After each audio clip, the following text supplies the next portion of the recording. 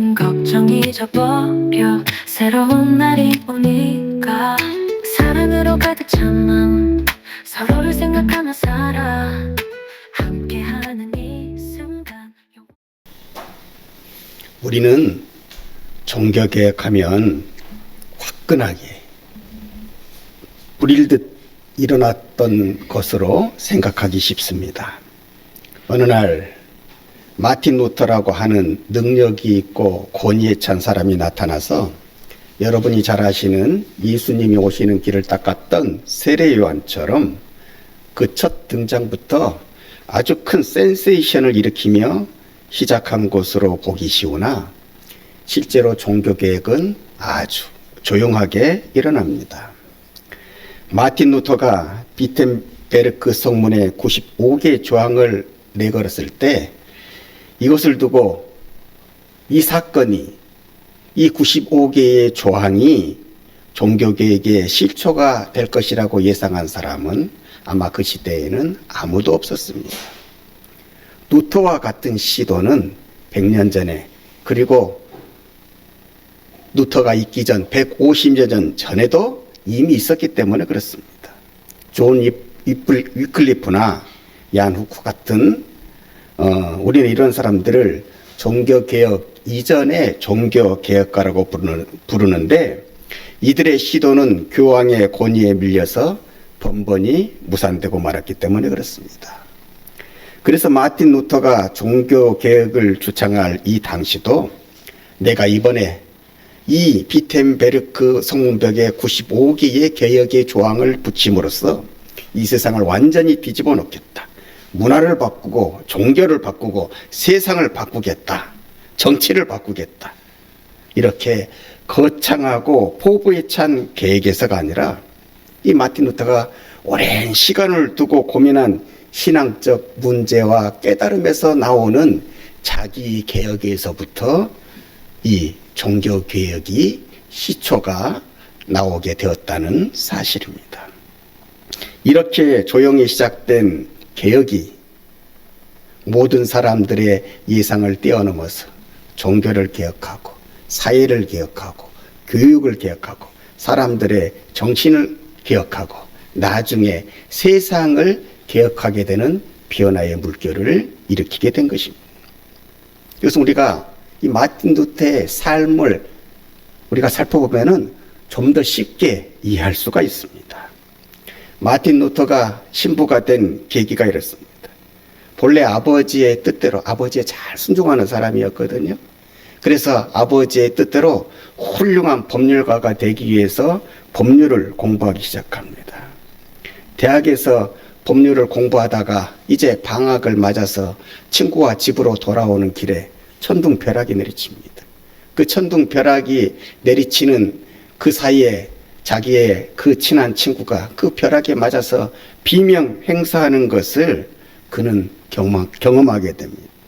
이때 큰 충격을 받은 루터는 사람의 인생이라고 하는 것이 아무것도 아니구나. 이렇게 속절없이 사람의 인생이 이 세상에서 사라질 수도 있겠구나 하는 것을 깨닫고 법률가의 길을 버리고 성직자의 길을 걷기로 작정을 하는데 문제는 아버지가 마음에 걸린다는 것이 아버지의 기대를 저버려야만 내가 이 성직자의 길을 걸어갈 수가 있겠다는 거예요. 그러나 자기 마음속에 너무나 강렬한 느낌으로 내가 성직자의 길을 걸어야 된다고 생각을 했기 때문에 아버지의 기대를 저버리고 가는 길이니 얼마나 열심으로 나중에라도 내가 아버지의 칭찬을 받기 위해서 그 성직자의 길을 걸어가는 데 있어서 얼마나 큰 열심을 냈겠습니까? 자기가 선택한 길이 틀린 길이 아니라고 하는 것을 증명해야 하잖아요. 그래서 이 마틴 루터는 누구보다도 그 어떤 성직자보다도 자기에게 당면한 자기가 선택한 그 길에 대해서 열심을 내기 시작합니다. 그래서 자기가 속해 있는 수도원에 가서 정말로 열심히 수행을 하는데 아무리 같이 들어간 그 수도사들보다도 더 열심으로 수도를 한다고 할지라도 노력을 한다고 할지라도 불현듯이 일어나는 자기의 죄에 대한 그러한 걱정의 마음이, 가책의 마음이 사라지지를 않는 것입니다. 이 당시에 가톨릭의 교리가 그러했습니다. 구원을 받는 데 있어서 믿음도 중요하지만은 사람의 행위라고 하는 것도 매우 중요하다고 말했지. 그래서 남을 위한 선행이나 자기 자신에게 가하는 고행을 통해서 구원을 받고자 하는 사람들이 그 당시에 많이 있었습니다. 마틴 루터도 예외가 아니었던지라 이번에는 로마에까지 갑니다. 수도원에 들어가서도 자기가 원하는 신앙적 문제에 대한 고민을 해결하지 못하니까 이번에는 로마에까지 가게 되는 것입니다. 로마에 가게 되면 그가 방문하고 싶어하는 아주 유명한 건축물이 있습니다. 헬레나라고 하는 여인이 세운 건축물입니다. 이 헬레나가 누구냐면 서기 313년에 밀라노의 칙령이라고 해서 그 이전까지는 로마 제국에 있어서 기독교를 믿는 것이 불법이었잖아요. 그래서 예수 믿는 사람들을 보면은 박해하고 체포하기를 시작했는데 이것이 서기 313년에 밀라노의 칙령으로 인해서 이제부터는 예수님 믿는 것을 불법으로 하지 마라. 이제부터는 예수님 믿는 것을 허용하겠다. 나라적으로 공인을 하겠다. 나라에서 더 이상 박해하지 않겠다. 이것을 황제가 칙서로 내리게 되는 것입니다. 황제의 명령서로 내리게 되는데 이 명령을 내린 사람이 콘스탄티누스 대제예요. 대황제라고 하는 사람이에요. 그런데 이 사람의 어머니가 헬레나예요. 얼마나 믿음이 돈독한지 이분이 이런 결정을 내리는 것입니다. 우리 예수님께서 십자가에 달려 돌아가시기 전에 빌라도의 법정에 가서 이렇게 재판을 받잖아요. 신문을 받잖아요. 그 빌라도의 법정에 28개의 그 계단, 예수님이 신문을 받던 그 자리에 28개의 계단이 있었다고 합니다. 이 어머니가 너무나 우리 예수님을 사모하는 마음에 이 헬레나가 그 예루살렘에 있는 그 빌라도의 법정 그 28개의 계단을 다 띄어가지고 와서 로마 바티칸에 있는 그 성당 앞에다가 28개의 계단을 다시 설치해 놓았다고 합니다. 그래서 그것을 빌라도 법정의 계단이라고 부르기 시작했어요. 근데 이게 이제 예수님을 믿는 사람들에게 있어서 꼭 한번 찾아가야 되는 순례의 장소가 되어지는 거예요. 그래서 많은 사람들이 이곳을 찾게 되어지는데 이곳에 가게 되어지면은 자기 마음속에 있는 고민이나 또 자기가 가지고 있는 기도의 제목에 대한 응답을 받을 수가 있다고 많은 사람들에게 알려지게 되어져서 그 순례객들이 로마에 갈 때마다 이 계단을 찾아 나가게 되는데 이 계단을 찾는 전통이 있습니다. 그냥 가서 보는 것이 아닙니다. 그냥 가서 딛는 것이 아닙니다. 그 28개의 계단을 무릎으로 올라가고 무릎으로 다시 내려오는 거예요. 그러면 하나님께서 내 마음의 소원을 들어주신다고 생각했기 때문에 모든 많은 사람들이 그렇게 이 계단을 걷게 되는데 이제 이 마틴 루터도 나도 내 신앙적 문제를 고민을 해결하기 위해서 내가 로마에 가서 그 법정에 가서 그 법정의 계단을 내가 걸어봐야 되겠다 해서 그 계단을 이제 무릎으로 올라가고 무릎으로 이렇게 내려오기 시작하는데 다른 사람들은 다 응답을 받는 것 같은데 이 마틴 루터는 거기에 있어도 응답을 받지 못합니다. 그래서 실망했지만은 그래도 여기에 이왕 왔으니 거기에 머물면서 계속해서 응답받고자 노력하면서 그 계단을 오르내리는 것을 무릎으로 오르내리는 것을 계속하기 시작하는데 어느 날 여느 때와 다르게 이 마틴 루터의 마음속에 강한 하나님의 음성이 들려옵니다. 로마서 1장 17절을 읽어보라. 그래서 로마서 1장 17절을 읽어보니 그것이 바로 오늘 우리가 읽은 단 한 절의 말씀. 복음에는 하나님의 의가 나타나서 믿음으로 믿음에 이르게 하나니 기록된 바 오직 의인은 믿음으로 말미암아 살리라 한가 같으니라. 익히 듣던 말씀인데 오늘만큼은 새롭게 들리는 것입니다. 이 말씀을 붙들고 씨름한 끝에 드디어 자신이 가지고 살아가는 자신이 지은 죄에 대한 가책을 털어버릴 수 있는 깨달음을 얻게 됩니다. 그래, 사람의 구원이란 행위에서 얻어지는 것이 아니야. 믿음으로 이루는 것이야. 마침 이때 교황 네오 10세가 성 베드로 성당의 건축의 완성을 위해서 노력을 합니다. 자신의 치적을 나타내기 위해서. 그래서 돈이 부족하니까 그 돈을 마련하기 위해서, 건축에 그 돈을 마련하기 위해서 면죄부를 팝니다. 돈을 주고 교황청에서 발부하는 죄를 면해준다고 하는 용서를, 그 증서를 사면 자신뿐만 아니라 죽은 가족까지도 지옥에서 천국에까지 보내줄 수 있다고 하는 것입니다. 교황청이 이렇게 타락해서는 안 된다고 생각한 루터는 교황을 끌어내리기보다 교황 네오 10세가 면죄부를 오용하여서 교회와 교황의 권위가 실추되는 것을 막고자 가톨릭의 개혁을 위한 95제의 항목을 그 비텐부르크 성문에 내걸었던 것입니다.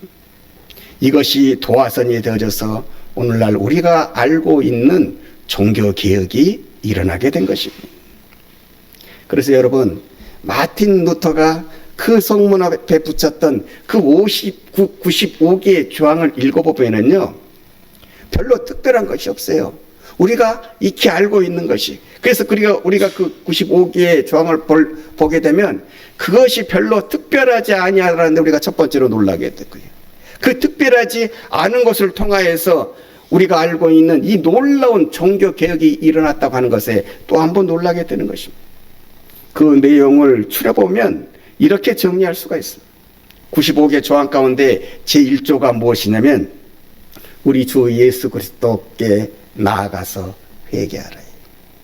회개하라. 회개하라. 우리 예수님의 이 땅에 오신 첫 일성에 회개하라고 하셨던 것처럼 이 95개 조항의 제1조도요. 우리 주님 앞에 나아가서 회개하라는, 이 회개의 말씀이 1조에서부터 10조까지 주로 이루어지는데 그 말씀의 요지 내용은요, 다른 것이 아닙니다. 신자의 전 생애가, 우리 믿는 사람들의 전 생애가 회개로 이루어져야 한다고 하는 것을 그는 얘기하고 있습니다. 다시 말하면 계속되는 회개의 중요성을 그는 그 95개 조항의 첫 번째에다 갖다 놓고 있는 것입니다. 여러분, 우리가 농사를 지을 때 땅을 이렇게 한번 그냥 농사 짓지 않잖아요. 땅을 이렇게 한번 개간을 합니다. 그리고 그것을 가만 놔두면 어떻게 됩니까? 가만 놔두면은 그 땅은 다시 굳어질 수밖에 없는 것입니다. 그 굳어진 땅에 씨를 뿌려봐야 그 씨가 잘 나지 않기 때문에 한번 개간한 땅이라고 할지라도 씨를 뿌릴 때가 되면은 우리는 다시 한번 그 땅을 일구는 작업을 하는 것입니다. 가까이 가가지고 그 밭에 가가지고 혹시 뭉쳐진 흙이 있으면은요, 곡괭이나 삽을 가지고 탁탁탁탁 이렇게 잘게 부수어주지 않습니까? 부드러운 흙을 가진 땅이 되어줄 수 있도록, 옥토를 가질 수 있도록 씨 뿌리기 전에는 다시 한번 그 밭을 기경하는 것 아닙니까? 우리가 신앙 안에 가지는 회개가 그렇다고 하는 거예요. 첫 번 회개로 끝난다고 하는 것이 아니라 우리의 마음밭을 하나님의 은혜가, 주님의 은혜가, 성령님의 은혜가 계속 머물 수 있는 그 기경된 밭, 옥토로 만들기 위해서 우리는 계속되는 회개를 가져야 한다고 하는 것입니다.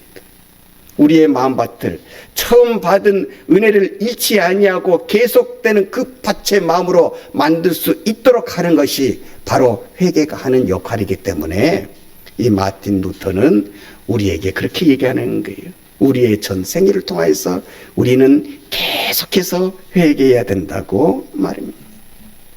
계속되는 회개가, 지속되는 회개가 우리의 신앙이 형식화되지 아니하고 생명력이 고갈되지 않도록 만든다는 것입니다. 저는 오늘 설교를 준비하면서 우리 신앙 속의 회개가 무엇일까 다시 한번 생각해 봤어요. 회개는 우리의 초심을 잃지 않게 하는 조용한 자기개혁입니다. 우리는 회개를 통해서 우리 하나님의 자녀들은 다시 한번 하나님 앞에 바로 서게 되고 우리의 잘못된 것, 우리의 버려야 될 것들을 버리고 부숨으로 말미암아 다시 한번 복받을 준비, 은혜 받을 준비, 쓰임 받을 준비, 하나님께 영광 받을 삶의 준비를 하게 되는 것입니다. 그 다음으로 마틴 루터는 신앙의 본질로 돌아가십시오, 이렇게 외치고 있다는 사실. 그는 62조에서 교회의 참된 보안은 면죄부가 아니라 하나님의 영광과 은총의 거룩한 복음이라 했습니다. 중요한 것은 면죄부가 아니라 하나님의 영광과 은총의 거룩한 복음이라. 그래서 루터는 다른 것 말고 이것 세 가지를 외쳤습니다. 오늘 우리가 읽은 공동 기도문에서도 나오는 것입니다. 오직 말씀, 오직 믿음, 오직 은혜로 돌아가자고. 다른 거 필요 없습니다. 개혁을 이루기 위해서는 우리는 신앙의 본질로 돌아가면 되는 것입니다. 성경이 하나님의 말씀이라고 우리가 다 이렇게 듣기도 하고 이제 우리가 말하기도 하잖아요.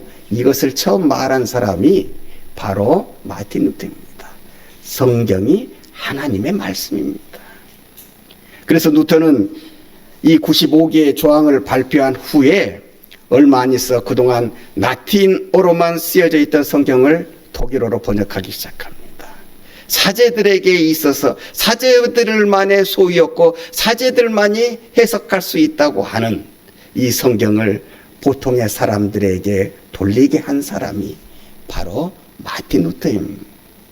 약 10개월 동안의 번역의 시간을 거쳐서 당시 인쇄술의 발달과 함께 일반 백성들에게 이 성경이 전해지니 종교개혁이 들불처럼 일어나게 돼요.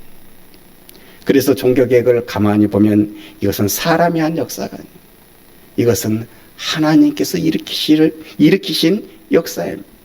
크고 대단한 사람을 쓰신 것이 아니라 주 안에서 어떻게 해서든지 하나님의 뜻을 알려하고 진실되게 살려고 한 사람을 통하여서 하나님은 이 놀라운 역사를 만드시고 우리 앞에 나타나게 하신 것입니다. 사랑하는 여러분, 우리가 하나님 앞에서 쓰임 받으려면, 더 나아가서 우리의 자녀들이, 우리의 후배들이 하나님 앞에서 쓰임 받게 하려면 그 가장 중요한 요소가 무엇이겠습니까? 좋은 환경입니까? 좋은 배경입니까? 물론 그것도 필요하지요.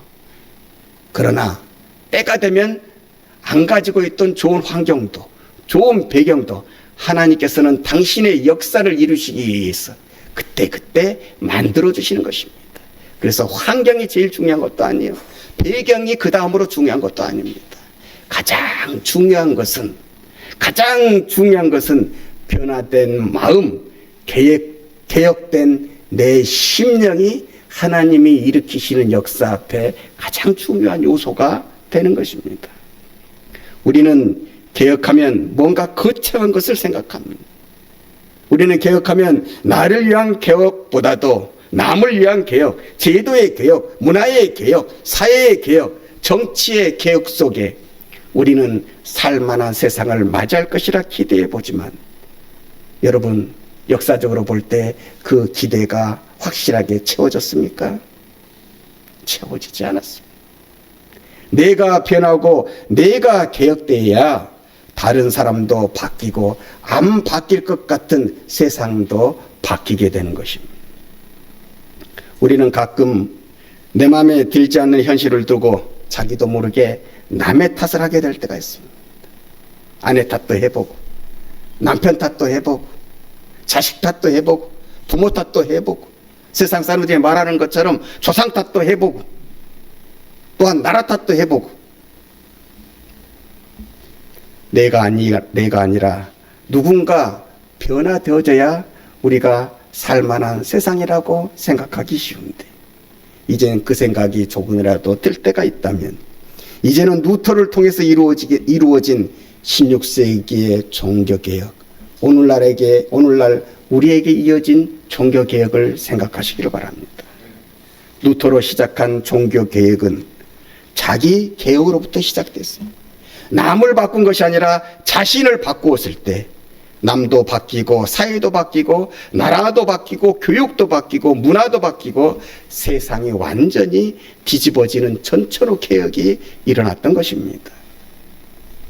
종교개혁의 슬로건 중에 오직 말씀, 오직 믿음, 그리고 그 나머지 하나가 오직 은총이라고 하는데, 이 오직 은총 속에 들어있는 귀한 하나님의 음성이 있습니다. 하나님의 모습이 있습니다. 그것이 무엇이겠습니까? 이 하나님의 오직 은총은 우리를 사랑하시기 때문에 하나님이 모든 것을 버리시고 당신께서 바뀌어 주시는 그런 은총을 우리에게 허락해 주셨다고 하는 것입니다. 하나님 우리에게 구원의 조건으로 일찍이 율법을 주셨습니다. 그런데 그 율법을 지킴으로 우리가 구원을 받기에 부족합니다. 그래서 하나님은 우리에게 믿음을 구원의 조건으로 주셔서 우리를 하나님의 나라에 들어갈 수 있고 하나님의 기업을 물을 수 있는 하나님의 자녀가 되게 하여 주셨습니다. 하나님께서는 우리를 구원하시기 위해서 말씀을 육신으로 바꾸어 주셨습니다. 우리가 살 때마다 부족하고 연약한지라 때로는 눈에 안 보여서 하나님을 못 믿는다고 하니, 하나님은 말씀이셨지만은 눈에 보이는 육신의 모습으로 이 세상에 오셨습니다. 그것이 우리가 잘 알고 있는 성탄의 사건이 되게 하신 것입니다. 가만 보면 하나님은 우리를 사랑하셨기에, 우리를 귀하게 여기셨기에, 우리와 떨어질 수 없다고 생각하셨기 때문에 당신은 어떤 희생을 감수하고서라도 바꾸어지는 그런 은총을 우리에게 허락해 주셨던 것입니다. 우리 하나님께서 이런 은총을 우리에게 허락해 주셨다면 이 은총을 받은 우리가 바꾸지 못할 게 무엇이겠습니까? 하나님의 영광을 위하여 하나님께서 오늘 우리 교회를 통하여서 나의 삶을 통하여서 내가 하나님과 세상과 교회 앞에 어떤 모습으로, 어떤 낮아진 모습으로 바꾸라고 하실 때에도 그것을 기쁨으로 느끼며 사명으로 알며 바꾸어 나가는 진정 은총을 입은 자의 모습이 우리의 삶 가운데에 나타나야 할 것입니다. 마틴 루터가 자기를 바꾸었을 때 마틴 루터가 생각하지 못한 그 놀라운 종교의 개혁을 일으키셨던 것처럼 우리가 하나님의 영광을 위하여 거룩한 복음을 위하여 우리 자신을 바꾸어 나갈 때 마틴 루터에게 허락하셨던 그 놀라운 은혜의 체험이 우리의 삶 가운데에도 동일하게 나타나는 것입니다. 우리 한성교회의 모든 믿음의 식구가 이 기쁨, 이 영광의 삶으로 여러분의 신앙의 생활을 만들어가는 하나님의 축복이 있으시기를 주님의 이름으로 간절히 축원합니다. 희망의 빛이 오네.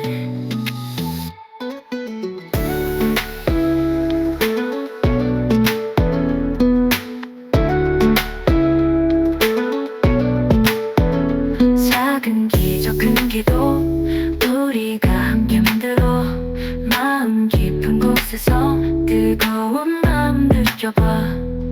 새벽이 밝아오는 그 시간 기쁨이 우리 감싸고 희망이 넘치는 세상 우리가 꿈꾸는